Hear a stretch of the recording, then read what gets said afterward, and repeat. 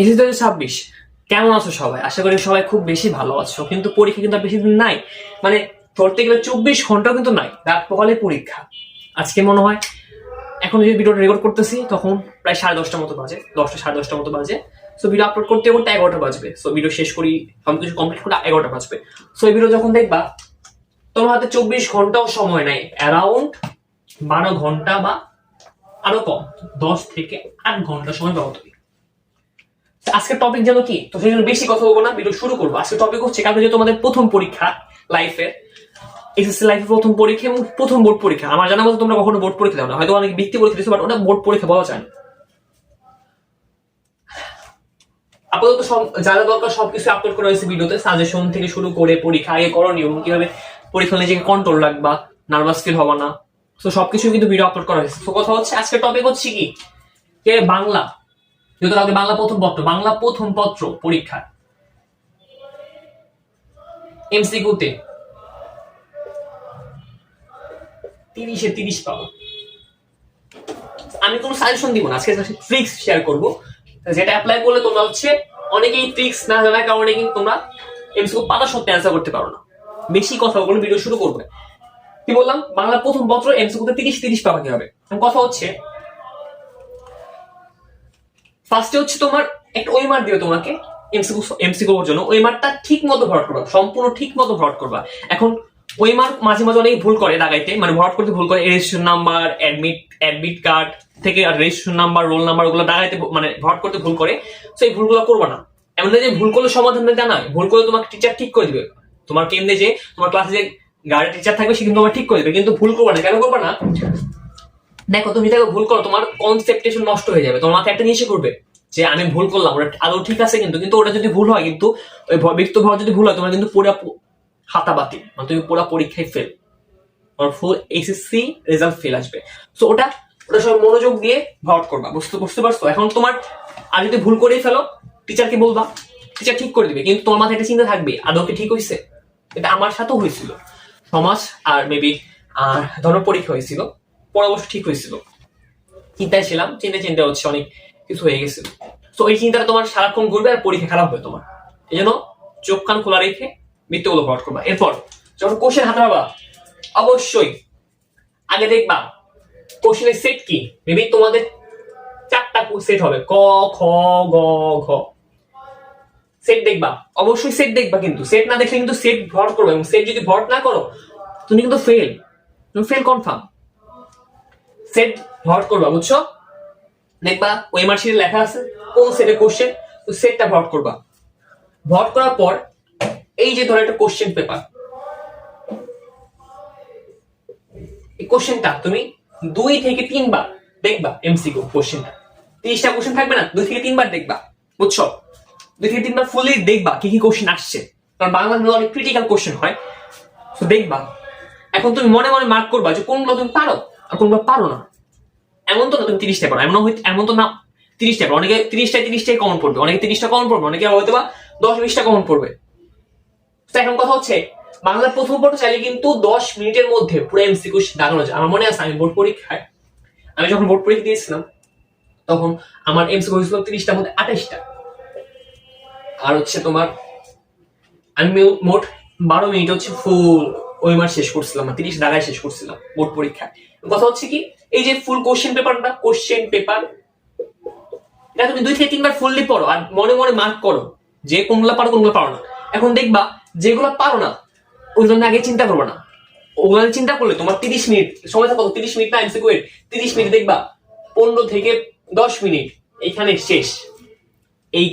দেখা গেছে পরে পারা জিনিস তুমি দেখাতে পারবে না। এই জন্য যেগুলো পারো না ওগুলো থাকো, ওগুলো পরে না ভাবা যাবে। যেগুলো পারো ওইগুলো দাগায় নিবা। তুমি যদি 15টা পারো বা 20টা পারো, পারা জিনিস দাগায় কিন্তু সময় লাগবে না, চাইলে কিন্তু তুমি 5 মিনিটের মধ্যে ওগুলো দাগাই ফেলতে পারো, যেহেতু ওগুলো সব পারো তুমি। দাগানোর পর তো দাগাইলা, এরপর তুমি ভাববা যেগুলো পারো না ওগুলো নিয়ে, বুঝছো? এরপর তুমি ভাববা, এর আগে ভাববা না। তুমি পারো না ঠিক আছে, তুমি রাইখা দাও। আগে যেগুলো পারো ওগুলো দাগাও। কোশ্চেনটা ভালো 3 বার দেখো, ভালো করে দেখো, 2-3 বার দেখো, ভালো করে অ্যানালাইজ করো যে কোনগুলো তুমি পারো কোনগুলো পারো না। যেগুলো শিওর পারো ওগুলো দাগাও আগে, আর যেগুলো তোমার কনসেপ্ট মনে আমার কনফিউজ মনে হচ্ছে, যেগুলো হয়তো পারি না, হয়তো এটা হয়তো জানো না তুমি, ওগুলো রাইখা দাও, ওগুলো পরে দাগাবা। যেগুলো শিওর পারো ওগুলো দাগাইতে তোমার সময় লাগবে না, ওগুলো দাগাই ফেলো ফুল। বুঝতে পারছো? এখন তুমি ওগুলো শিওর দাগাই ফেললা, এখন কথা হচ্ছে যেগুলো পারো না ওইগুলো তুমি চিন্তা করো, কিছু না কিছু তো মাথায় আসবে তোমার। এখন যদি তখন নাই পারো, সৃষ্টিকর্তা স্মরণ হবা, তিনি তোমাকে অবশ্যই সাহায্য করবে। এবং হয়তোবা যখন নাই পারবা তখন কোনো ফ্রেন্ডের সাহায্য নিতে পারো। পরীক্ষা হলের কন্ডিশন ডিপেন্ড করে, বিকজ এমন কোনো স্টুডেন্ট নাই যে সাহায্য নেয় না ফ্রেন্ড। তো কন্ডিশন অনুযায়ী তুমি হচ্ছে হেল্প নিতে পারো, নকল তো আর হবে না, যেটা কথা হচ্ছে নকল তো আর হবে না।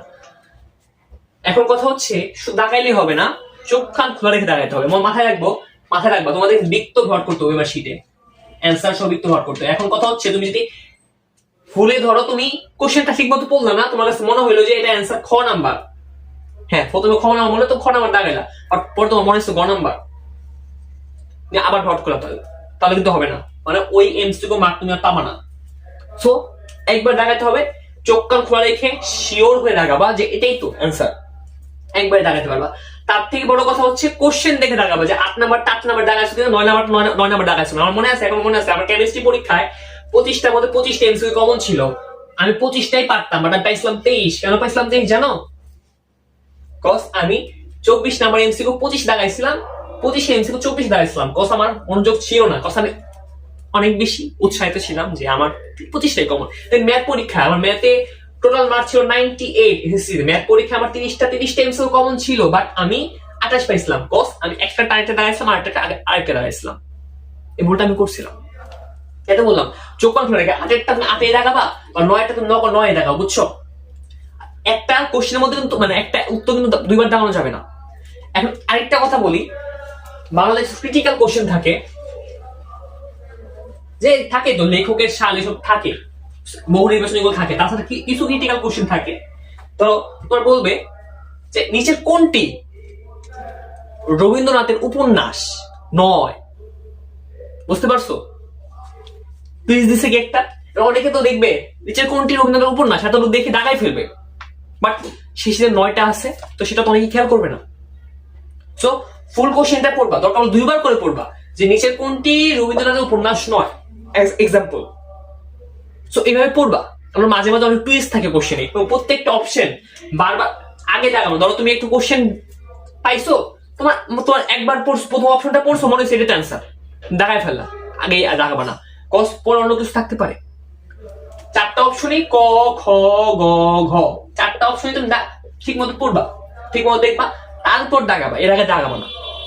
তো আশা করি তো এই ট্রিক্স গুলো ফলো করো, তো অবশ্যই তুমি যদি পারো, তোমার যদি কমন পড়ে তুমি ইজিলি 30 পাবা।